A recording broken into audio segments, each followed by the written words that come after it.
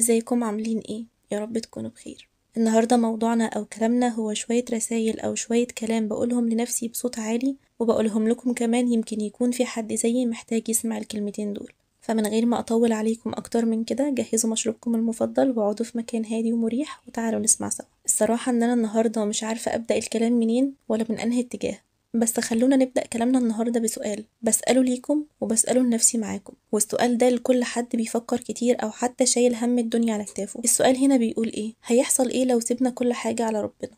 أو هيحصل ايه لو مشيلناش هم الدنيا؟ احنا ليه كبشر فاكرين ان احنا نقدر نعمل كل حاجة؟ ليه أصلا فاكرين ان احنا نقدر نتحكم ونسيطر على كل حاجة؟ مع اننا في الحقيقة مفيش في ايدينا اي حاجة نعملها، احنا بس بنعيش القصة المكتوبة لنا عند ربنا من مئات أو آلاف السنين. يبقى ليه بنتعب نفسنا؟ قد إيه المبدأ بسيط أو الكلام يبان بسيط، بس بالرغم من بساطته دي محدش فينا بينفذه أو محدش فينا بيعمل بيه. احنا ليه عمالين نحارب في الحياة سواء علشان رزق أو جواز أو منصب أو مكانة، مع ان كده كده اللي ربنا كاتبهولنا هناخده، ولا هينقص حتة ولا هيزيد حتة؟ يبقى مش الأحسن ان احنا نطلع نفسنا من الموضوع ده كله ونرخي ايدينا عن كل الأحمال دي ونسيبها على ربنا؟ وانا مش بقول هنا ان احنا مناخدش بالأسباب أو منخططش ولا نعمل حسابنا، بالعكس اعملي كل حاجة وخدي بالأسباب واعملي كل حاجة تقدري عليها، بس ما ترهقيش نفسك، ما تضغطيش على نفسك علشان حاجات قد تكون أصلا مكتوبالك وكده كده هتجيلك، بس انتي ما تعرفيش ان هي من نصيبك أصلا، فتفضلي تتعبي نفسك بالتفكير الزيادة ويمكن تلخبطي حياتك ونومك وفي صحتك،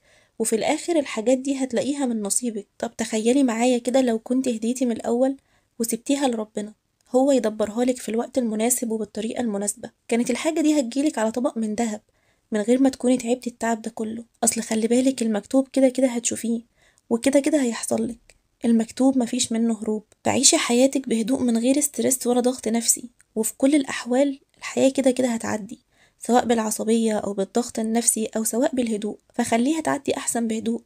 خليها تعدي من غير ما تاخد من صحتك ونفسيتك وطاقتك، كده كده الحياة مش مستاهلة. احنا لو تعبنا دلوقتي شوية تعب كبار شوية والناس جرت بينا على المستشفى، ولا هنبقى فاكرين المشاكل اللي مزعلانا، ولا هنبقى فاكرين الحاجات اللي نفسنا نعملها، ولا هنبقى فاكرين الأحلام والطموحات، ولا هنبقى فاكرين أي حاجة. كل حاجة وقتها هتصغر في عينينا، وهيكون كل أملنا وهدفنا الوحيد إن احنا بس نرجع البيت، ترجعي سريرك وأوضتك في وسط عيلتك، في وسط الأيام الهادية الدافية اللي كنتي عايشاها من غير ألم أو تعب. فصدقيني مفيش حاجة في الحياة تستاهل إن احنا نشغل بالنا عليها. أنا عارفة ومدركة إن احنا بشر، وإن اللي بيحصل ده بيكون في الغالب خارج عن إرادتنا وسيطرتنا، بس بتلاقي غصب عنك كده الحياة بتاخدك في ناحية تانية خالص، تخليكي تفكري وتخططي وتحسي إن انتي خلاص اللي متحكمة في كل أمورك أو إن انتي اللي متحكمة في حياتك. بس هتيجي كده في وقت هتلاقي إن كل حاجة بقت كبيرة قوي عليكي وخارجة عن السيطرة. أوقات بنحس إن احنا خلاص هنتجنن من كتر التفكير ومن كتر التخطيط ومن كتر الشغل والبيت والمسؤولية والحياة، وهنا بقى في اللحظة دي لازم نشد الفرامل ونقف ونتعلم إن احنا نسيب كل الهموم والمشاكل والأحلام والأمنيات دي ونستوعب إن احنا بشر، ومش بشر عادي أو إنسان عادي، لأ ده ضعيف كمان، إنسان ضعيف وبشر ضعيف. في غمضة عين يبقى كويس،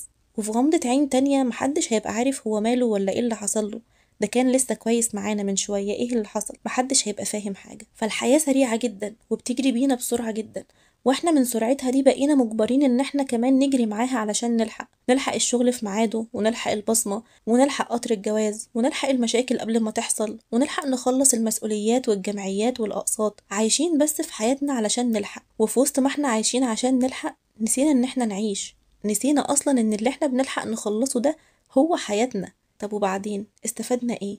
كسبنا ايه ولا جمعنا ايه من الجري ده كله؟ هتلاقي ان في الاخر ولا حاجة. فعلشان كده احنا محتاجين نهدى، محتاجين ناخد نفس ونسيب كل حاجة على ربنا.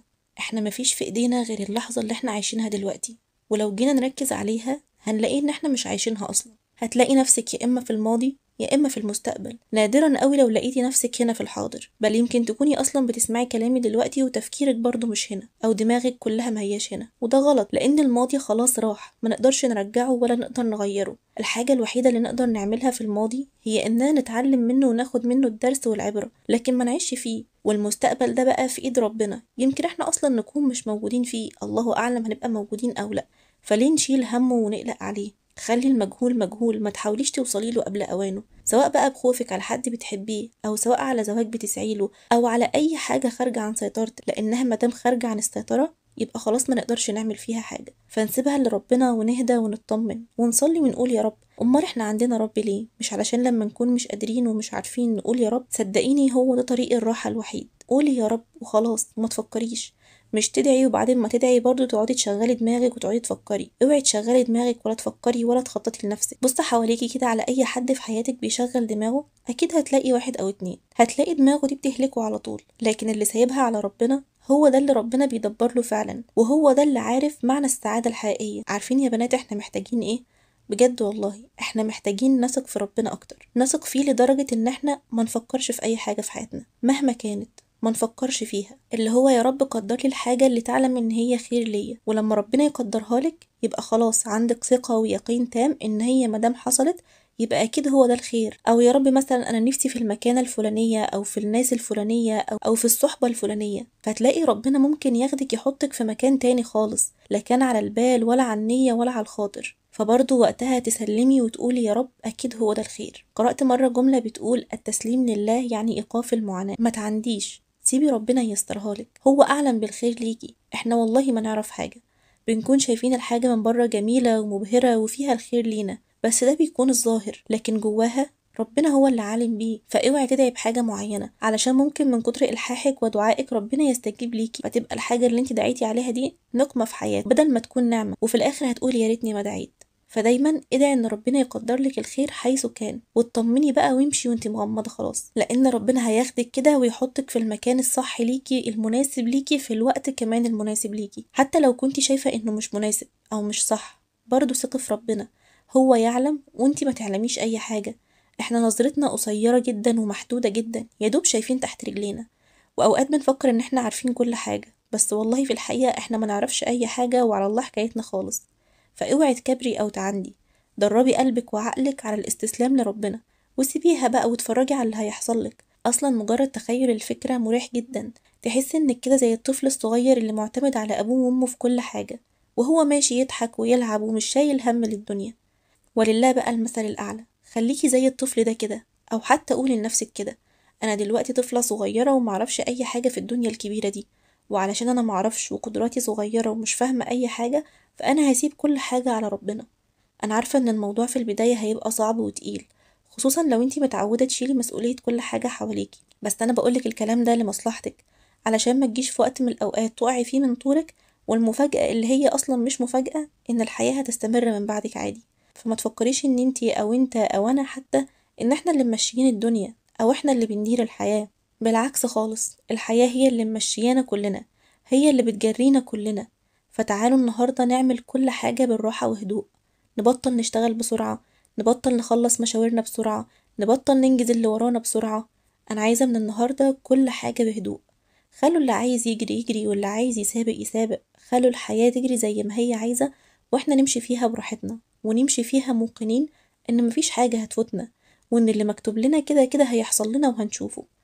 وحتى لو اضطريتي في يوم من الأيام انك تتحركي بسرعة، مش هقولك ما تتحركيش، بالعكس اتحركي، بس من بره. اتحركي بسرعة بجسمك، مش بعقلك ولا بأعصابك ولا بروحك ولا بقلبك ولا بطاقتك. خليكي هادية قدر المستطاع من جواكي علشان تقدري تعيشي، وعلشان كمان تحافظي على نفسك وعلى صحتك، لأن لو صحتك راحت محدش غيرك هيخسر، ومحدش غيرك هيحس باللي انتي حاساه. فحافظي على نفسك الأول، وبعدين كل حاجة عادي سهل تتعوض وسهل تتظبط، وطول ما انتي مع ربنا خلاص صدقيني كل حاجة هتبقى تمام. أتمنى انكم تكونوا استفدتوا من فيديو النهاردة وتكونوا حسيتوه بقلبكم قبل ما تسمعوه، لأن أنا كلامي النهاردة مش هيستوعبه فعلا ولا هيفهمه غير اللي حاسس بيه بقلبه وفهمه كويس قوي. وبس كده، ده كان فيديو النهاردة. لو عجبكم ما تنسوش اللايك والشير والسبسكرايب، وأشوفكم على خير في فيديو جديد. مع السلامة.